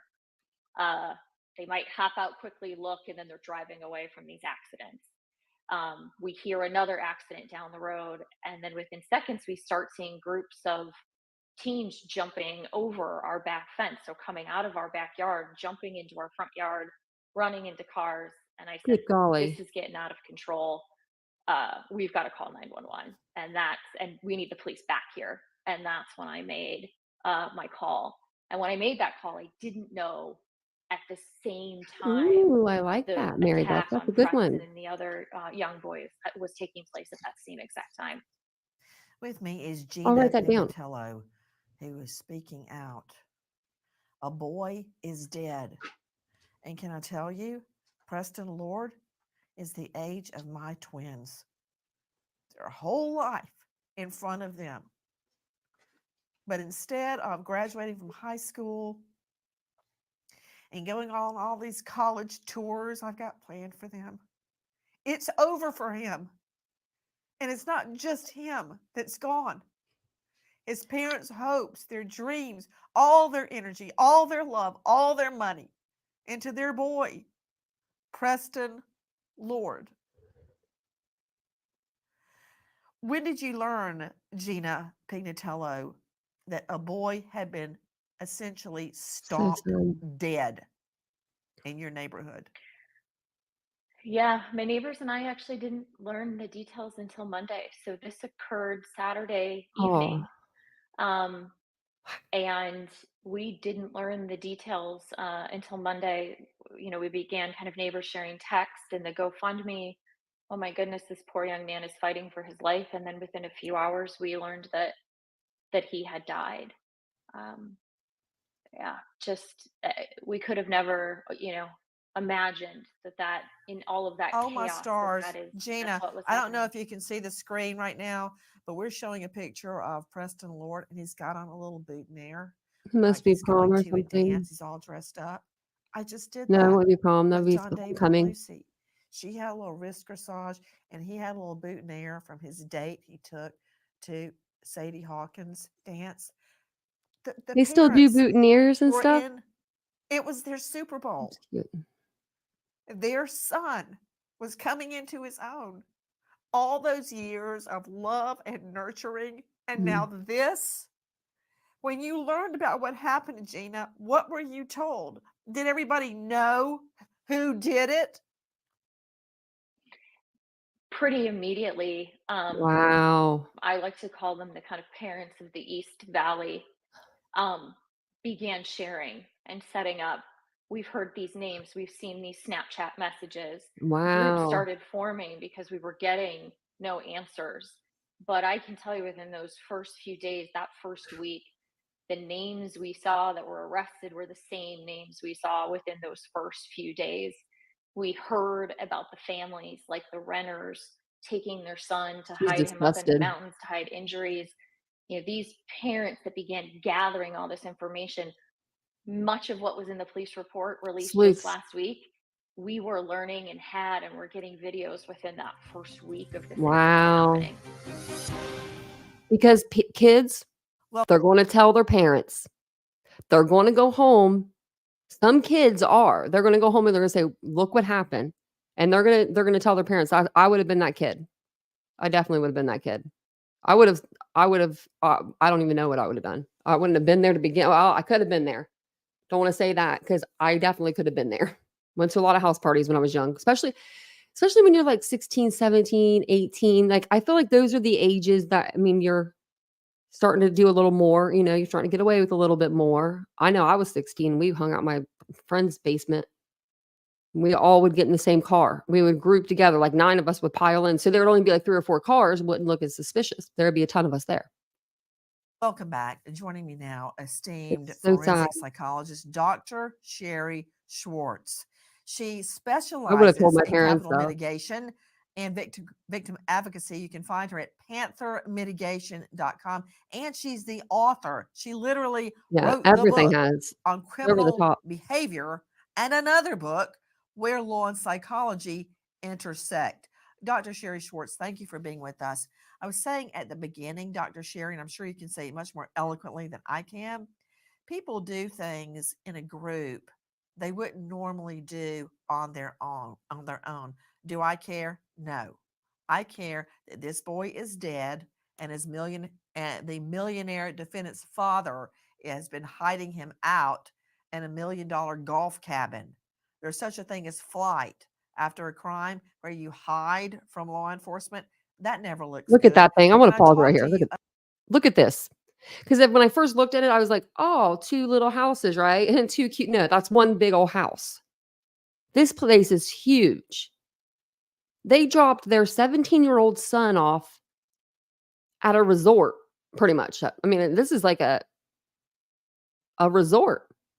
Just like Horn Vandersloot. Yep. Rumsey. Yeah. Yeah. Hurry up and let's hide you. Let's get you over here. Look over there, not over here. One of those things. It's a beautiful home. Maybe he should have had a party there. that is nice. I want to talk to you about the group mentality here and whether it actually relieves anyone of responsibility. Well, I work also, Nancy, on a lot of juvenile direct file cases. When I say direct file, basically what I mean is they're charged as an adult. And in my experience, no, it doesn't absolve them of legal responsibility. I think people can argue it doesn't absolve them of moral responsibility. I expect that some super lawyers like Ray Giudice will come forth with arguments about juvenile brain and how their brain isn't fully developed, and this can account for some of the behavior. And there's group dynamics at work as well, such as mob mentality. There's always at least 1 or 2 leaders. The larger the group, the less informed the fringe members are, but they go along, they conform with the behavior. But still, at the end of the day, under the legal system, in my experience, this doesn't really much matter. They're going to be held Look at this accountable 18. just the same. They as look the like person goons. that started the brawl. You know, I've told myself a million times because it's easy that my fiance, Keith, didn't feel anything when he was dying. He was shot 5 times in the face, in the neck, and the head. And I like to believe that, but I know inside that's not true. He had to feel at least the first bullet. He had to know something horrible was happening. This is a teen boy. I couldn't Preston imagine. Lord is dead, and he's never coming back. And so help me God in heaven, there will be justice. Let us stop and remember an American hero, Sergeant Nevada Krinke. He was shot dead, end of watch, at just Oh 33 my years old, gosh. Sheridan, Wyoming. That's A so sad. father, a U.S. veteran, 8 years of service in Afghanistan. He's survived by his wife, Carla, and his baby daughter, Bella. Nevada Krinke. I want to thank our guests, but especially thank you to you for being with us Oh, you're tonight welcome. and every night. Nancy Grace signing off. I'll see you tomorrow night, 6 o'clock, 9 o'clock sharp Eastern. Oh, look at her giving her times like I do. Good night, friends. Man, she's copying. She got the panel guest and everything. She's got her stuff together. She's getting her stuff together over there on Crime Online. They're doing big things over there. I better get to CrimeCon and see her. I'll be upset if I don't. I'll be really upset. I'll be sad. I thought it was like later on in the year. I didn't realize it was May, but we'll get it. We'll figure it out. We'll get there. Even if it's just me. Vincent stays home. That'd be great. I'm just kidding. I would be so lost without him, like literally, figuratively, and literally. I would be. He's my right hand person. Like he directs me where to go a lot of times. Actually, I think he just directs me to go out of the stores. Now that I'm thinking about that, he does that a lot at Target. He does. He like herds me like a little, like I'm his cattle. And then I'm like up at the checkout and I'm like, what happened? I was just at the blankets. I was just, what do you say? They're 30% off, by the way. Their blankets are. They're Casalua, whatever brand. If you like thick, chunky blankets. I like chunky blankets. So we'll be covering Preston's case, of course. They released 1,100 documents. So that's a lot to go through. Now I haven't seen them online or anything, but I already put in the request form anyway. But if they were online, I was going to start reading through them at least, but I haven't seen them. So I think I saw like a post on Reddit, but the document download is so large anyway. I wouldn't want to download someone's document file that's that large. Get what I'm saying? That'd be bad. Little Titan family gathering. Well, maybe we will one of these days, Ashley. Maybe I'll be there like as a true crime, like real creator. Like, you know what I mean? Like like bigger creator where I actually have like a booth or something. Actually, I'll just bring my own booth. Shoot, I'll just bring my own booth this year. I'll just set it up. I'll just, little rollaway suitcase. No one will notice me. Tickets to CrimeCon, I know they go up to like 1,800 or 1,200 for the upper ones. Like, and if I'm going, I want the whole dang experience. I want the Nancy Grace package. Whatever that gets me, whatever I can get with the Nancy Grace package is what I want. That's what I'm gonna tell them. Does she have a package of her own? I really just want to go and meet her. That's all. And maybe Vinnie Politan. I like that. What's the value in raising little worker bee shoppers with no moral compass? Exactly. Who's going to take care of you? That's why you have children, so you can raise them to be right, and then they can come and take care of you when you get old, right? That's usually how it works. You want to go meet Joe Scott Morgan? That would be a good one too. That would be a good one. I think Nancy's probably really funny in person. She seems like she wants to laugh sometimes on the show, but she just like has to be serious. Me, I laugh because I'm like, I don't know. I don't know. I'm just some type of way. That would be nice to go see Joe Scott Morgan, though. She'd be running in circles like, oh my gosh, I saw him. I saw him. I have to see. Let me see if I can look at it.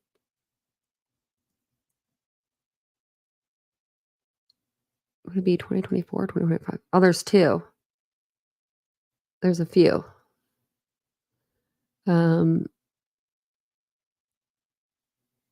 Nashville, I don't know where the other one's at. Maybe it's in Nashville too. It doesn't say. I think there's one in the fall too, I thought. Now, if there's one in the fall, I would rather go in the fall. But because I thought there was the one. You could register right here for CC CrimeCon 24.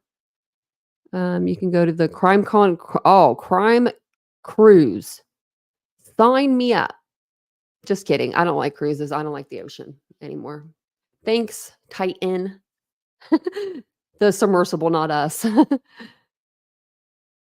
thought it was once a year too, but it looked like it was. They have a CrimeCon cruise, Crime Cruise 2024. Let's set sail this November with world-class expert Paul Holes, Cheryl McCollum, and Matt Murphy. Oh, and you already know if Cheryl McCollum is there, she'd probably bring her bestie Nancy. Maybe they'll have a boat or like a plane they can fly her in. And then there's the Clue Awards, which is like CrimeCon Awards, and then CrimeCon speakers and creators. You can, it's announcements officially start now. Okay. Well, that's where I'll be, I'll be under there. They'll put me with the big dogs. Just kidding.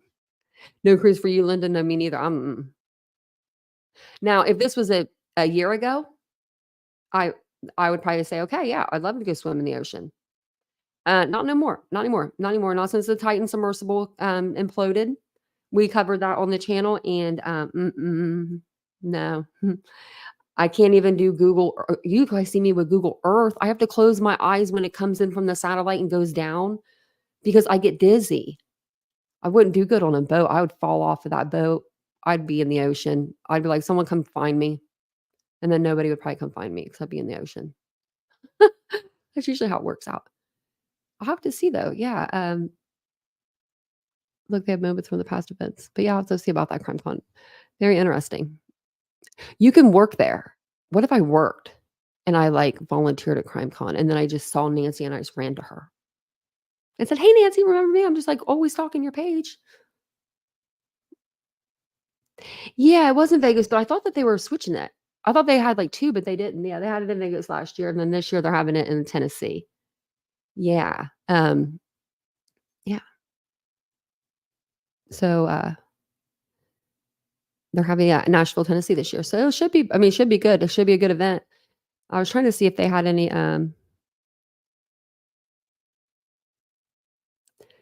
we don't want that. We don't want CrimeCon apparel. Let's see. So you can do the gold package VIP or platinum VIP. And let's see. I was trying to see if they would let me. I think last year we got to see like the actual pricing for it. I don't really want to register. Maybe I'll do that later. I'm like, I really don't want to register, like, put all my information in. But yeah, thank you guys for being here tonight. We will go over the documents whenever they come in. We'll go through them probably like, 20, 30 at a time or something. I'll make sure that they're interesting for you guys. I'll just highlight like the most relevant parts that, like we won't read through the legal mumbo jumbo that none of us understand. You know what I mean? Like the stuff that's redundant, like the sealing and the unsealing of stuff. Well, we all know how that works. We're all pros with the Brian Koberger case. But yeah, I hope you guys all have a great night. Great Monday, start of your week tomorrow. I'm going to relax and get some sleep because we've done 3 lives today. Talk about overachieving, Now, all we need to do is have like 6 people or 7 people, 8 people, I think, subscribe to the channel. And we'll be at 14.9K subscribers. We're almost at 15,000. Then we're going to do our next giveaway. It's going to be so much fun. And then, and then I was looking the other day. What was it? I saw something and it was like, it showed me something from a year ago. And I was just like, we were just such a small little channel back then. I don't know. I felt like it feels like it's been a while, but thank you guys for all being here. What is it, Mary Beth? Who you like to see for what? I don't.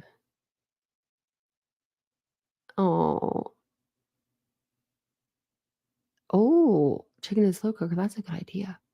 That sounds good. I'm hungry now. Oh, you questioned me? I didn't know that. Thanks, Mary Beth. That's so sweet. Thank you. That's very sweet. That's very cool. Maybe they'll get the memo. Maybe Nancy will get it over here. Maybe she'll get it. She needs to. I mean, I got a cardboard sized Nancy. Hello. Hello. And I'm always taking up for you, Nancy. There's a lot of haters out there. No, I think a lot of people just they don't know her boldness. And I don't know. I think that she just has like a passion for this, a very big passion, very large passion. And she also makes me laugh, like in between like in the times when, you just need like a little break from a case, like she'll give you that little bit of like comedic relief, in a way. She always has one-liners that are just extremely funny. But thank you guys all for being here tonight and being here throughout the whole day with me. I'll be back tomorrow night with a live on this channel. I might go live tomorrow during the day on the other channel, just depending on how I feel and everything, but you never know. So make sure you're subscribed to both if you want to be, and make sure your notifications are set to all, because you guys know I notify you about a lot of things. But thank you guys for being here tonight. I'll see you tomorrow, and have a good evening. Bye, guys.